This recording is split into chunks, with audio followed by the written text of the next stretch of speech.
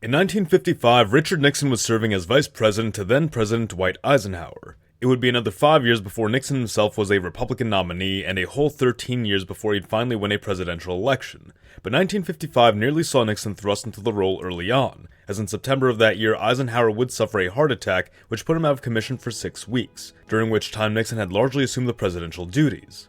It wouldn't be until 10 years later that the 25th Amendment provided the vice president the constitutional clarity to succeed the president with the support of the cabinet if the sitting president was deemed unable to fulfill his duties. Regardless, Nixon made no effort to seize power from Eisenhower, but what if that changed? What if in an alternate timeline, Nixon took power in 1955? Hello audience, Mr. Z here with another alternate history scenario for you. If you're new to the channel, welcome. We have videos like this every week, so be sure to subscribe and stay tuned.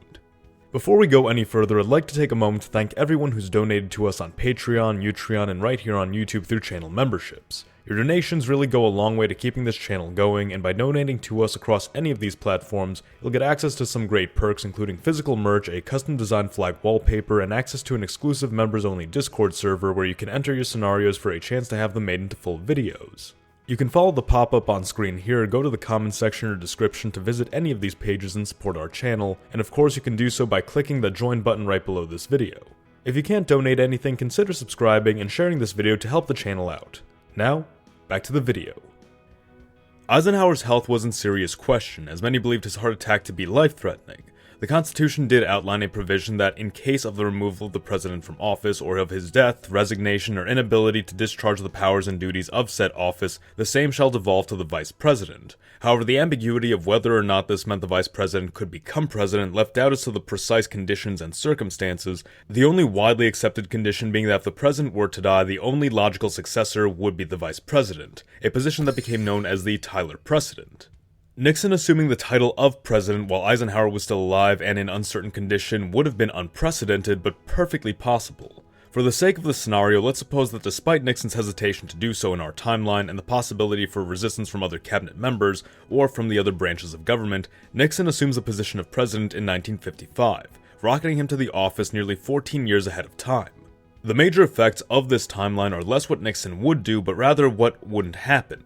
We could expect Nixon to come into office and pursue many of the same proto-neoconservative policies he had in our timeline, as well as fulfilling much of what remained of the Eisenhower agenda, with exceptions in regard to increasing foreign interventionism, as Nixon had not been as militantly anti-communist as Eisenhower had been.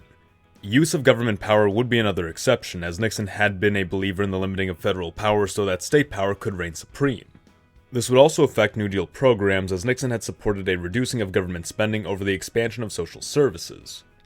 With an election in 1956, Nixon would be eligible to serve 2 full terms in accordance with the 23rd Amendment, as he would have only served less than 2 years of Eisenhower's remaining term. Eisenhower had won the 1956 election in a landslide, and it could be expected that Nixon would be able to do the same.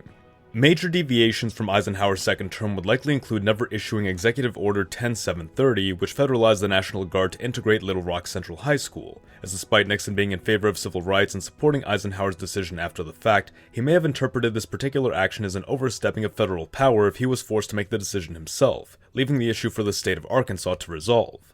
Nixon would likely also direct resource support away from East Asia, Vietnam in particular, as he would have felt that involvement in this sphere risked drawing America into a more direct war. However, those resources would not be redirected toward Cuba until after Castro's victory, as both Nixon and Eisenhower had been critical of the Batista government while initially believing that Castro would democratize the country.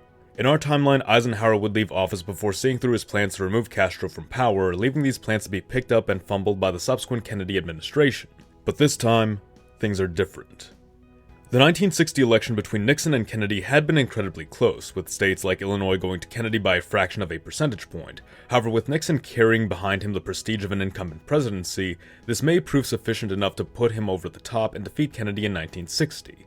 This is where the timeline really begins to diverge, as without Kennedy's election and assassination, Johnson would never assume power. Johnson never enacts his Great Society policies, meaning the New Deal coalition collapses far earlier, with Nixon having already stolen away the conservative faction of the Democrat Party with his position on states' rights, leaving the Democrats with only rivalrous liberal and pro-labor factions. Nixon, of course, wouldn't take office after Johnson, which means Watergate never happens, meaning Ford never takes office, nor does Carter. The whole dynamic of the era would be turned on its head, and the political realignment of this alternate timeline would occur much faster and much smoother. Having more time to develop a thorough plan in coordination with the CIA, Cuban exiles, and pro-American rebels, the Bay of Pigs invasion would likely see greater success, instigating an anti-Castro revolution within Cuba, which the US would then justifiably be able to support without restraint. The Vietnam War, or at least America's involvement in it, never happens, given Nixon's hesitation to intervene in the region to begin with, and his skepticism of how realistic it was to effectively secure the region. The campaign in Cuba would surely be a contributing factor to deciding where resources should be concentrated as well. It's possible the Berlin crisis of 1961 may not have occurred either, with Nikita Khrushchev not underestimating Nixon's political skills and assertiveness as he had Kennedy's. This could mean that the Berlin Wall is never erected, and as a consequence, that an earlier reunification of Germany could be achieved. We should also consider the strong possibility that a figure like Lee Harvey Oswald would still attempt to assassinate the president sometime in 1963, especially given Oswald's pro-Cuban beliefs and Nixon's actions against Cuba in this timeline. If that's the case, it's possible Nixon's 1960 running mate, liberal Republican Henry Cabot Lodge Jr. would need to succeed him. Either way, the Civil Rights Act of 1964 would still pass with Nixon or Lodge's support, but several welfare and government services introduced by Johnson would never come to be. It's quite possible that the following election would see Lodge challenged by a more conservative figure within the Republican Party, such as Barry Goldwater, while the Democrats would again field Kennedy or Hubert Humphrey, potentially pairing the two as running mates. But what do you think? What might have happened had Nixon seized power in 1955? Let us know in the comments below. The US of Z thanks you for watching. Mr. Z, out.